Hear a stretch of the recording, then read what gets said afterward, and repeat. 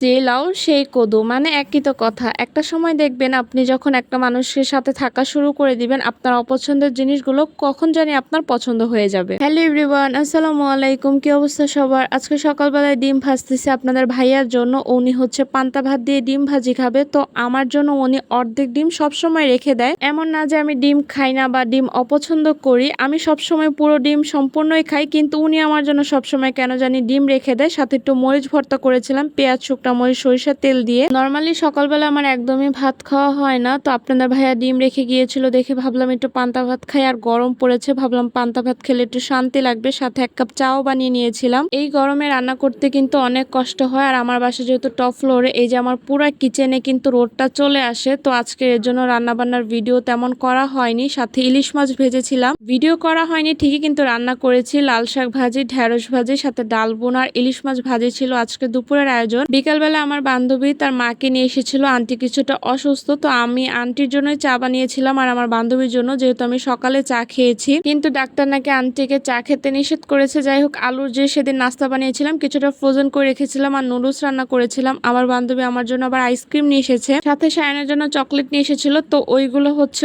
ওর কাছে, ও আমাকে আর দেয়নি বা ভিডিও করা হয়নি, ও নিজেই খেয়েছে না কি করেছে আমি জানি না। সায়ন দেখা যায় কোনো জিনিস এখন জানলা দিয়ে বাইরে ফেলে দেয়, যেহেতু ছোট মানুষ বুঝে না। কালকে আমার ভার্সিটি ক্লাস আছে, তো অ্যাসাইনমেন্ট ছিল, ওইটাই কমপ্লিট করলাম রাতের বেলায়। আজকে খুব শর্ট একটা ভিডিও শেয়ার করলাম, আশা করি আপনাদের ভালো লাগবে। তো এই ছিল আমার আজকের ব্লগ। সবাই ভালো থাকবেন, আল্লাহ হাফেজ।